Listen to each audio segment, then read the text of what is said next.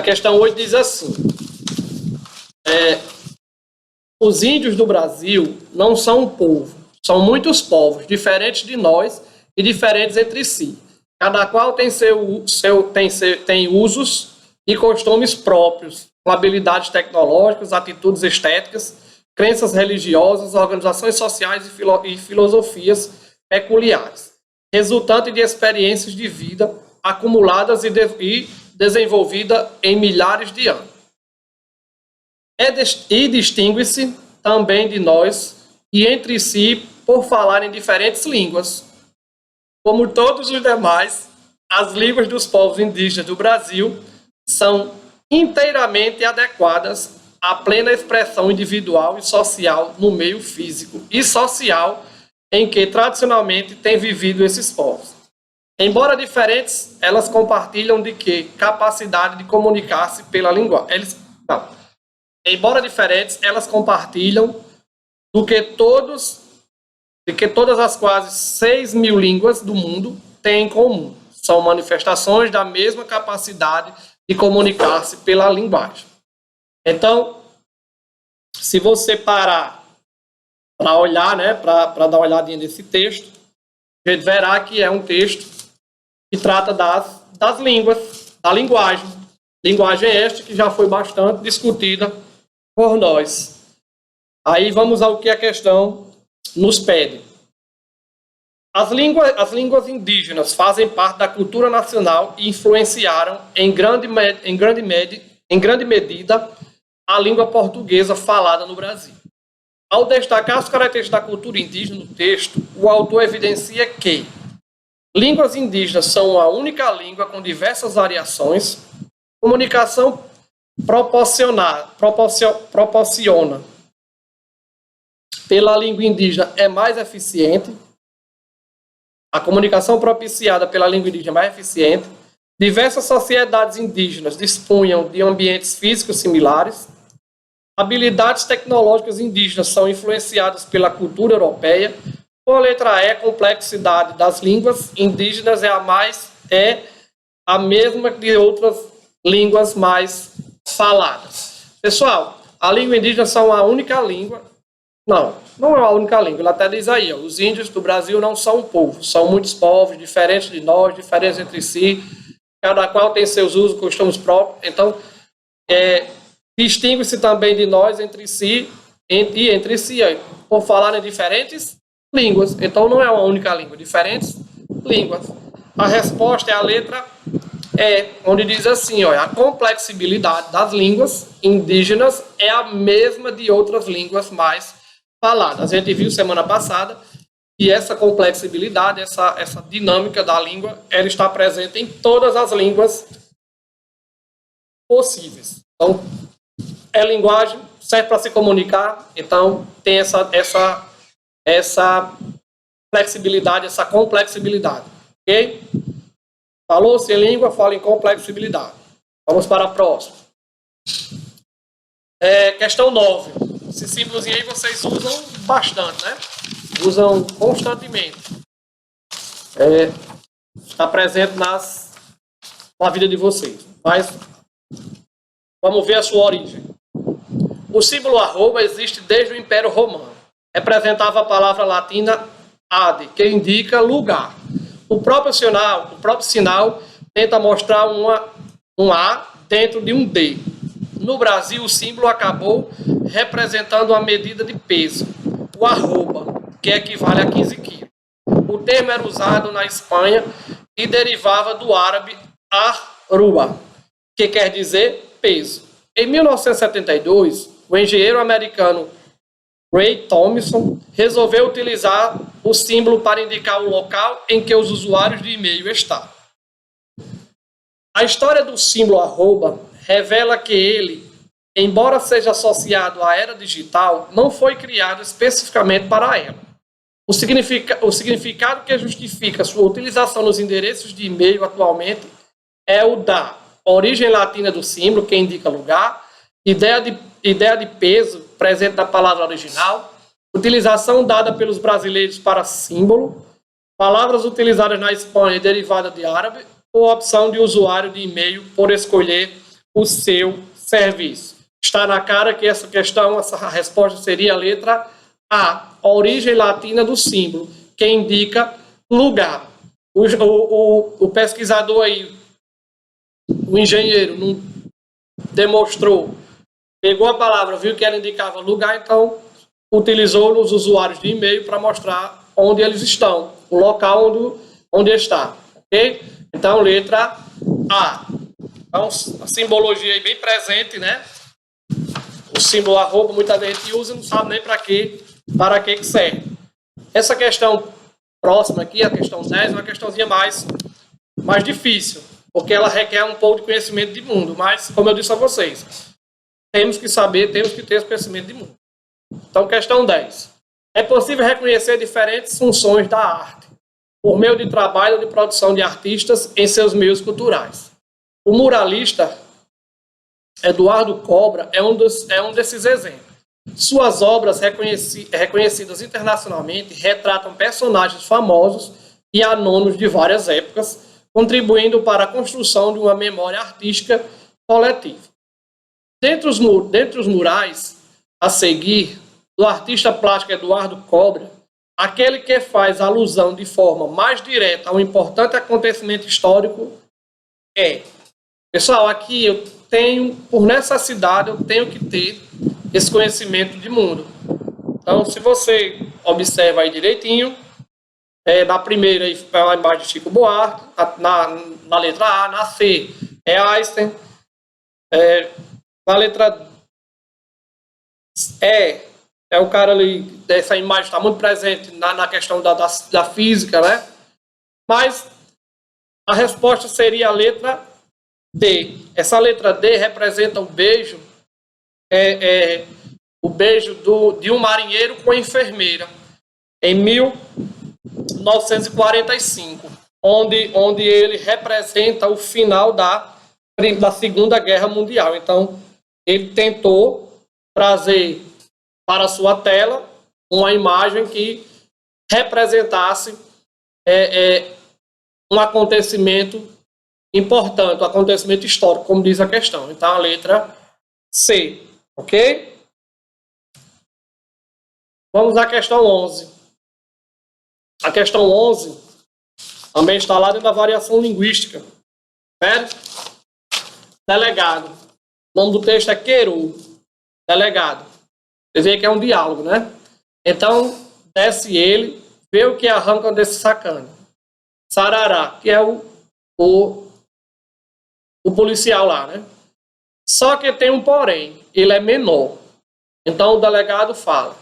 Então, vai com jeito. Depois a gente entrega para o juiz. Repórter. E o Queiro foi espremido, empilhado, esmagado de corpo e alma num cubículo imundo, com outros meninos. Meninos todos espremidos, empilhados, esmagados de corpo e alma, alucinados pelos seus desesperos, cegados por muitas aflições. Muitos meninos com seus desesperos e seus ódios empilhados, espremidos, esmagados de corpo e alma no imundo cubículo do reformatório. E foi lá que o Queiro cresceu. No discurso do repórter, a repetição causa um efeito de sentido de intensificação, construindo a ideia de... Olha, vou até puxar o gancho aqui dessa questão da repetição, que vai servir para a aula de hoje. Então, aula de produção de texto. Essa repetição não é que ela não possa existir, mas ela tem que ser utilizada com cuidado, com prudência. Nesse caso aqui, ela foi utilizada com um propósito, que é isso que a questão quer. Qual foi o propósito de tanta repetição na voz do repórter? A pressão física e moral que gera rancor nos meninos, repressão policial e social que gera apatia nos meninos, polêmica judicial e midiática que gera confusão entre os meninos, concepção educacional e carcerária que gera comoção dos meninos, ou informação crítica e jornalística que gera indignação entre os meninos. E aí, letra o quê? Letra A, opressão física e moral que gera rancor nos meninos. Veja que ele utiliza a repetição para mostrar que eles sofreram bastante. Sofreram opressão, sofreram agressão, foram espremidos. Então, isso vai gerar rancor nesses meninos. Letra A. Então, nem sempre a repetição ela é ruim, desde que seja utilizada de maneira estratégica. Questão 12. Escuta o que estou dizendo, seu doutor, seu coronel. De fome estão padecendo meus filhos e minha mulher. Sem briga, questão nem guerra, meça desta grande terra uma tarefa para eu. Tenha pena do agregado, não me deixe deserdado daquilo que Deus me deu. Então, um textinho aí do Patativa do Assaré, né? Cordelista, conhecido, e que está também presente nas questões de língua portuguesa.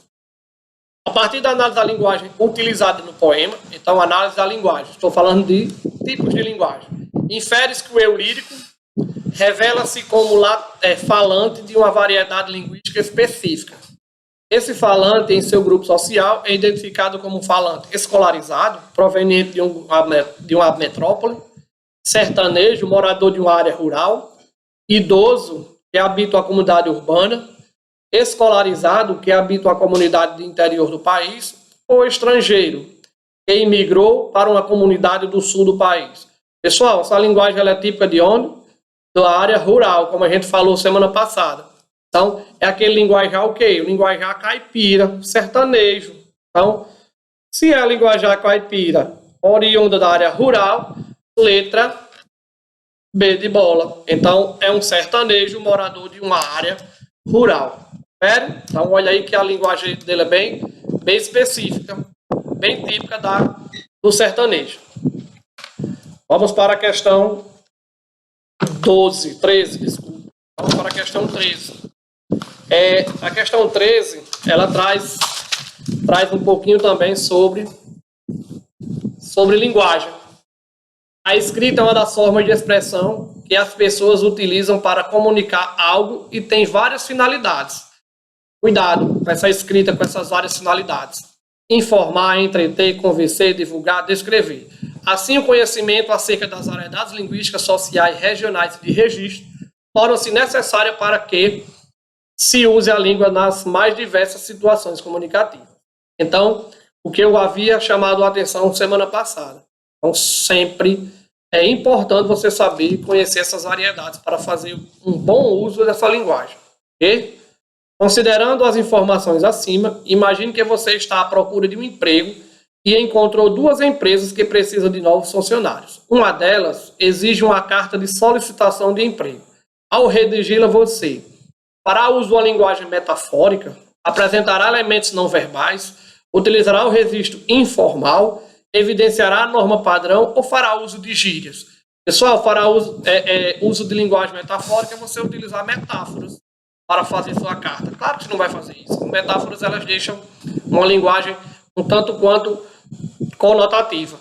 Apresentará elementos não verbais, você vai desenhar a sua carta.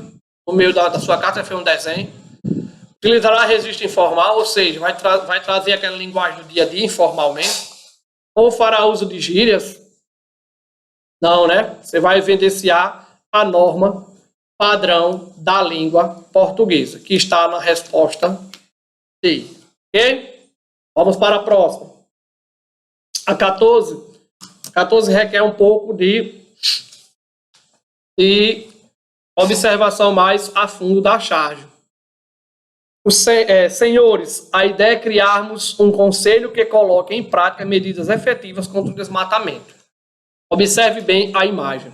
Observe a charge que satiriza o comportamento dos participantes de uma entrevista coletiva por causa do que fazem, do que falam e do ambiente em que se encontram.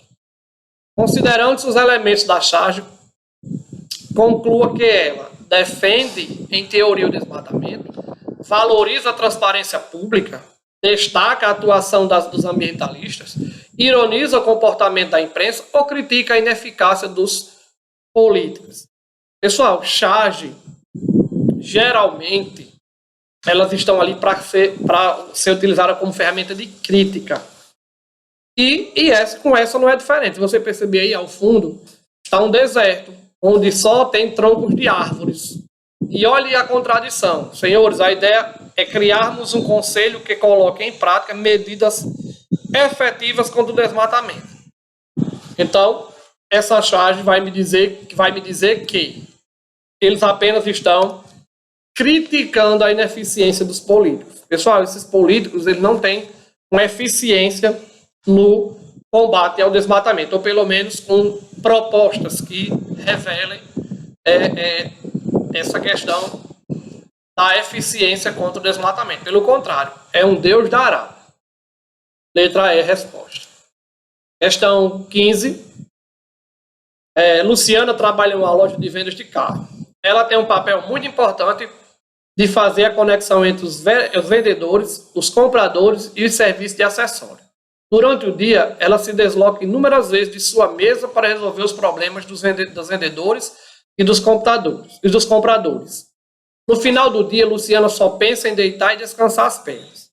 Na função de chefe, preocupado com a produtividade, número de carros vendidos e com a saúde e a satisfação dos seus funcionários, a atitude correta frente ao problema seria: é um chefe bom, que não se preocupa com a saúde do funcionário, não, quer saber se está produzindo.